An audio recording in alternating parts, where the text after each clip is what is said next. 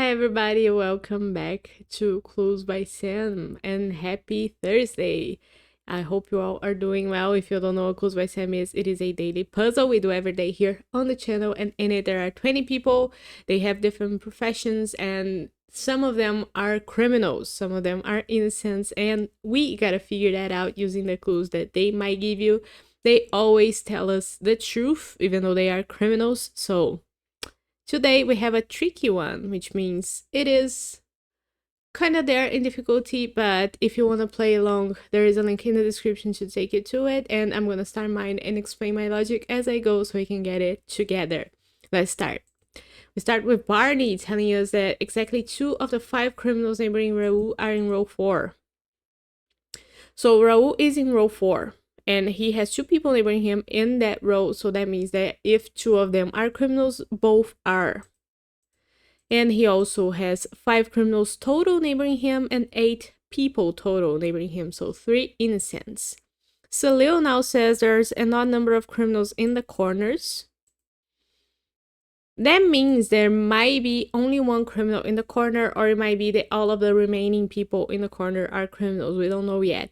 Phil says that row 4 is the only row with exactly 2 criminals. So row 4 has 2 criminals already, which means that everybody else in that row is an innocent. And no other rows have 2 criminals only. Raul now says there's only 1 innocent above Maria, so where's Maria? Okay. So there's 2 people above Maria. One of them is an innocent, which means that the other one is a criminal. Tina says that exactly 1 innocent in row 3 is neighboring Raul. So Raul has 3 people neighboring him in row 3. One of them only is an innocent, let's say that's Maria. That will make everybody else that neighbors him a criminal, and that's 2 criminals in row 3. But we know that row 3 couldn't have 2 criminals only because row 4 is the only row with 2, so that makes Ollie the 3rd criminal in that row. And Ollie says that only 1 of the 5 criminals neighboring Isaac is above Wanda. There's one other thing that we know from Tina's clue, because Raul's gonna have 1 innocent neighboring him in row 3 and he has 3 innocents neighboring him. That means that in row 5 he has 2 innocents neighboring him and 1 criminal. And the same logic applies here to row 3, but in an opposite way, because if row 5 has 1 criminal already, it couldn't have a second and last one because it would be a second row with 2 criminals, and row 4 is the only row in that situation. So we know for sure that Zena is an innocent now in this situation. So just sorry for the detour, but I noticed that right away, so I wanted to act on it. What is it that Ollie says? Only 1 of the 5 criminals neighboring Isaac is above Wanda. So where's Isaac? Isaac is above Wanda himself, and he has 2 other people that neighbor him and are above Wanda. Only 1 of those is a criminal.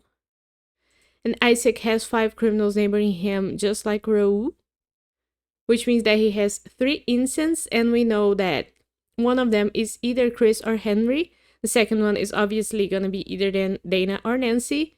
The third one, it could be Maria if Dana is an innocent, so we don't know who's the third one yet. Tina says that only 1 of the 3 criminals neighboring Dana is above Tina.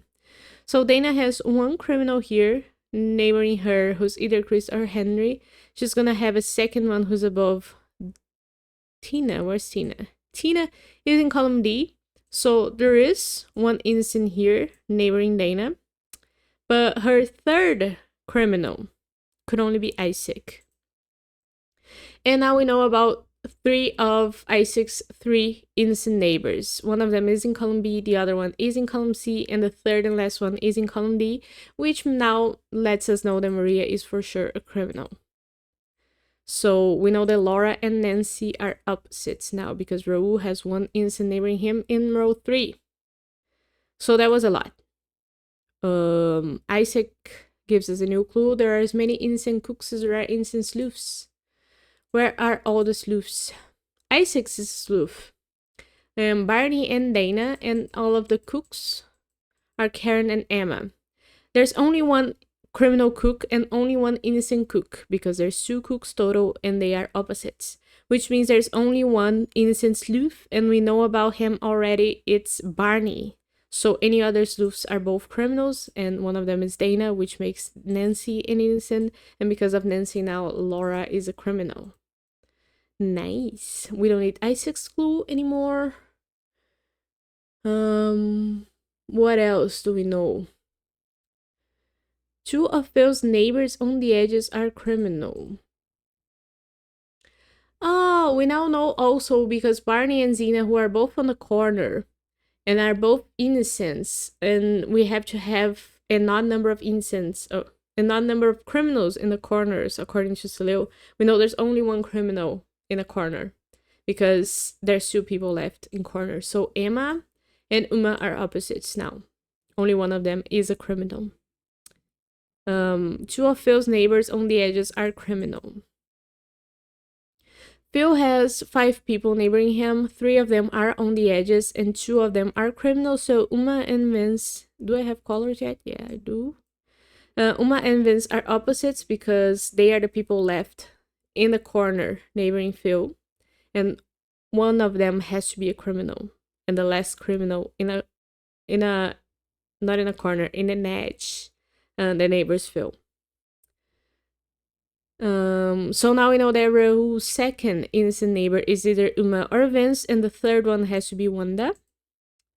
And Wanda says that Vince is one of 7 innocents on the edges. So is Vince. Vince is an innocent as well, which makes Uma a criminal, and that makes Emma an innocent.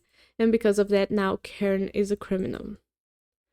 So that was nice that we got that right in the beginning. Or not in the beginning, but early in the game. I like taking different routes. We could have figured that out without having that opposite situation. It would have come later, naturally.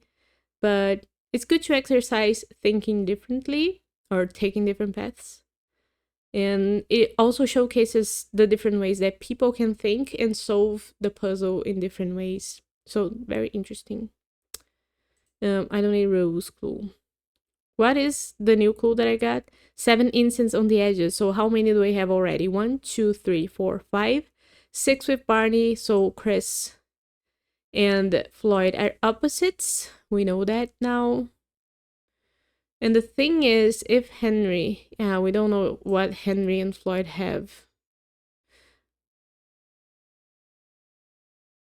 I guess we do, don't we? Nah, it doesn't really matter. Or does it? Because I'm thinking if Henry is an innocent, that will make Chris a criminal and Floyd an innocent, right?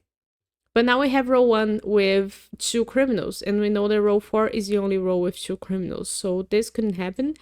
Henry would have to be an innocent to make Chris... Henry would have to be a criminal to make Chris an innocent. And Chris being an innocent makes Floyd a criminal, right? And now no rows are left with 2 criminals besides row 4. 1, 2, 3, 4, 5, 6, 7 innocents on the edges, so Floyd is a criminal. We are done. That was a good one. I like it. I like the route I took to get here. Faster than 50%. It's earlier in the day than yesterday, so this might skew later. But I hope you enjoyed the video. I'll leave it at this for today, and I'll see you tomorrow for more Clues by Sam. So bye bye.